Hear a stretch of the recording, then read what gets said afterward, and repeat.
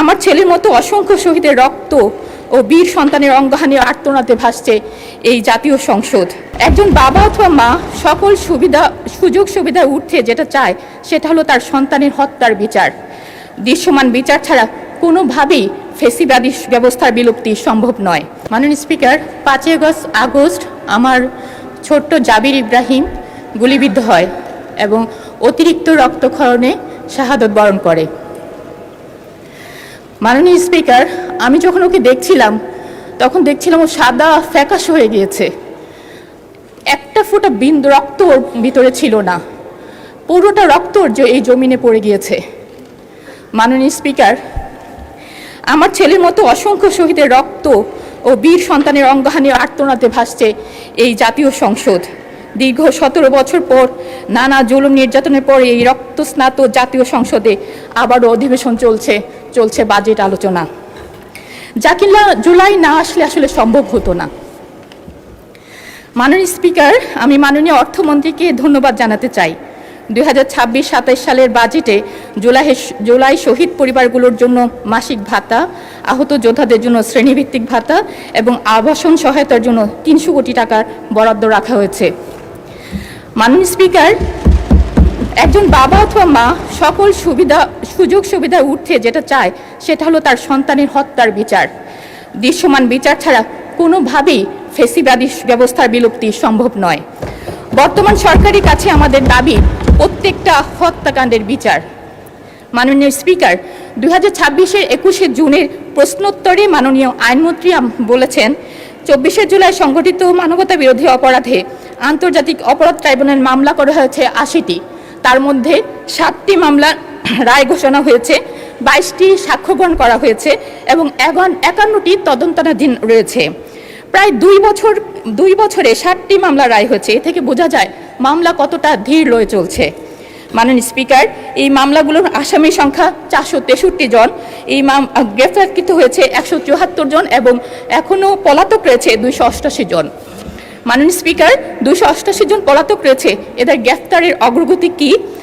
মাননীয় স্পিকার, আমি আপনার মাধ্যমে মাননীয় আইনমন্ত্রীর কাছে দাবি জানাচ্ছি, প্রতি সেশনে শহীদ সন্তানের বিচারিক কাজের আপডেট জানিয়ে আমাদের বাবা মাদেরকে আশ্বস্ত করবেন। মাননীয় স্পিকার, জুলাই বিপ্লব শহীদের সংখ্যা 1000-এরও বেশি ছিল, কিন্তু আমরা এ পর্যন্ত গেজেটভুক্ত করতে পেরেছি মাত্র 834 জনের। বাকি 50 জন শহীদের তালিকা এখনও পর্যন্ত তালিকাভুক্ত হতে পারেনি। সুষ্ঠু তদন্ত সাপেক্ষে আহত জুলাই যোদ্ধা ও শহীদের গ্যাজেটভুক্তিকরণে প্রয়োজনীয় বরাদ্দ রাখা হোক। মাননীয় স্পিকার, ভোগান্তিতে রয়েছে জুলাই আন্দোলনের অঙ্গ হারানো বীর যোদ্ধারা, তাদের সঠিক ক্যাটাগরি হচ্ছে না, ঠিকমতো সেবা পাচ্ছে না। একজন আহত যোদ্ধা যারা আন্দোলনে হাত চলে গিয়েছে, সে কিভাবে গ ক্যাটাগরিতে থাকতে পারে? মাননীয় স্পিকার, এ ব্যাপারে আমি আপনার সুষ্ঠু তদন্তের দাবি রাখছি। মাননীয় স্পিকার, 844 জন শহীদ এবং 14,407 জন আহত যোদ্ধা স্বীকৃত। এই সংখ্যাগুলো পরিসংখ্যান নয়, প্রতিটির পেছনে আছে একটি বিপর্যস্ত পরিবার। এই পরিবারগুলোর পাশে শুরু থেকে যে প্রতিষ্ঠানটি দাঁড়িয়েছে সেটি হলো জুলাই শহীদ স্মৃতি ফাউন্ডেশন। আর্থিক সহায়তা, চিকিৎসা, পুনর্বাসন, মানসিক স্বাস্থ্যসেবা, স্মৃতি সংরক্ষণ সবকিছু এক ছাদের নিচে। এই পর্যন্ত 831টি শহীদ পরিবার এবং 6127 জন আহত যোদ্ধাকে নিয়ে 120 কোটি টাকা সহায়তা দেওয়া হয়েছে সম্পূর্ণ স্বচ্ছতার সাথে, যা তাদের একনাবিল সিএ ফার্ম অডিট রিপোর্টে প্রমাণিত রয়েছে। কিন্তু মাননীয় স্পিকার, গত 3 মাসে এই ফাউন্ডেশনটি কর্মীরা বেতন পাননি, ঈদ বোনাস পাননি। যারা নিজের বেতনের টাকা থেকে আহত শহীদ পরিবারকে সাহায্য করেছেন তারা আজ নিজেরাই সংকটে। মাননীয় স্পিকার, আমি সংসদে 3টি সুনির্দিষ্ট দাবি জানাচ্ছি এই প্রতিষ্ঠানটির জন্য। আর্থিক কোডের মাধ্যমে এই প্রতিষ্ঠানটিকে প্রয়োজনীয় বরাদ্দ দেওয়া হোক।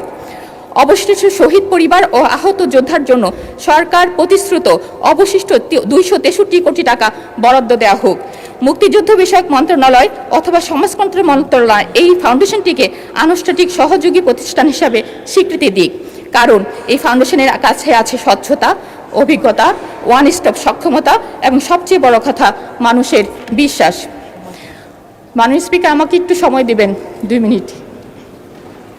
জুলাই মুছে সদস্য, আপনাকে 2 মিনিট বাড়িয়ে দেওয়া হলো, 2 মিনিটে শেষ করবেন। ধন্যবাদ মাননীয় স্পিকার। জুলাইকে মুছে ফেলতে পলাতক ফ্যাসিস্টের বাহিনী বাস্তবে ও সামাজিক মিডিয়াগুলোতে অতিমাত্রায় তৎপর। বিভিন্ন জায়গায় জুলাই যোদ্ধাদের উপর নির্যাতন, হুমকি, স্মৃতিস্তম্ভ পুড়িয়ে ফেলার মতো ন্যাক্কারজনক ঘটনা ঘটছে। জুলাই যোদ্ধাদের আইনি সুরক্ষা দেওয়া হলেও রাজনৈতিক সুরক্ষা দেওয়া হয়নি। এ ব্যাপারে মাননীয় আইনমন্ত্রীর কাছে একটি সুস্পষ্ট নির্দেশনা চাচ্ছি। মাননীয় স্পিকার, জুলাইকে বাঁচাতে হলে জুলাই বিপ্লবের ইতিহাস, আহত যোদ্ধাদের কথা এবং শহীদের স্মৃতি সংরক্ষণের জন্য জাতীয় ও স্থানীয় পর্যায়ে জুলাই স্মৃতিসৌধ, জুলাই জাদুঘর, গবেষণা কেন্দ্র এবং ডিজিটাল আর্কাইভ প্রতিষ্ঠার জন্য বাজেট বরাদ্দ রাখার জন্য অনুরোধ জানাচ্ছি, যাতে আগামী প্রজন্ম সত্য ইতিহাস জানতে পারে। মাননীয় স্পিকার, প্রাসঙ্গিকভাবে উল্লেখ করছি, জুলাই শহীদ স্মৃতি জাদুঘর কবে সর্বসাধারণের জন্য উন্মুক্ত হবে এবং কার্যাবলী পরিচালনার জন্য কোনো বাজেট রাখা হয়েছে কিনা। মাননীয় স্পিকার, আমরা ভুলিনি প্রিজন ভ্যানের সামনে দাঁড়ানো সেই মেয়েটাকে, যে তার বুকে সাহস দিয়ে সারা বাংলাদেশকে যে দেখিয়েছিল কিভাবে অন্যায়ের সামনে জীবন বাজিয়ে রেখে দুহাত প্রসারিত করে দাঁড়াতে হয়। মাননীয় স্পিকার, সেই মেয়েটাকেও ভুলিনি আমরা, যে ছাত্রলীগের লাঠির আঘাতে যার কপাল কেটে রক্ত ঝরেছিল। মাননীয় স্পিকার, জুলাইয়ের পর এইসব অগণিত নারী যোদ্ধারা হারিয়ে গেছে, কিন্তু তাদের হারাবার কথা ছিল না। আমি আপনাদের মাধ্যমে এইসব নারীদের সংশ্লিষ্ট মন্ত্রণালয় পুরো স্বীকৃতির আশা করছি। মাননীয় স্পিকার, আহত ও পঙ্গু ব্যক্তিদের জন্য আজীবন চিকিৎসা, ফিজিওথেরাপি, মানসিক স্বাস্থ্য সেবার বরাদ্দ রাখা প্রয়োজন মনে করছি। মাননীয় স্পিকার, একটি পরিবার কর্মক্ষম মানুষটি যখন হারিয়ে যায়, সেই পরিবারের সন্তানদের শিক্ষার উপর আঘাত হানে। শহীদ ও আহত পরিবারগুলির জন্য স্কুল, কলেজ, মাদ্রাসা ও বিশ্ববিদ্যালয়গুলোতে আর্থিক প্রণোদনা দিলে তারা ঝরে না গিয়ে সম্পদে পরিণত হতে পারত। মাননীয় স্পিকার, মাননীয় অর্থমন্ত্রী বাজেট বক্তৃতার ৩ নম্বর অনুচ্ছেদে উল্লেখ করেন, আমরা যে জুলাই জাতীয় সনদ স্বাক্ষর করেছি তা অক্ষরে অক্ষরে বাস্তবায়ন করার ঘোষণাও ইতিমধ্যে মাননীয় প্রধানমন্ত্রী জাতির সামনে এনেছেন। যে জুলাই না আসলে আজকের এই সংসদেরই অস্তিত্ব ছিল না, সেই জুলাইকে নিয়ে জুলাই সনদ এখনও বাস্তবায়ন হয়নি। মাননীয় স্পিকার, আমি আপনার মাধ্যমে জুলাই সনদ বাস্তবায়নের আবেদন রাখছি। মাননীয় স্পিকার, সরকারি দল তার নির্বাচনী ইশতেহারে থাকা সুশাসনের সঠিক প্রয়োগ করে জুলাই সনদের পাশাপাশি এই বাজেটকে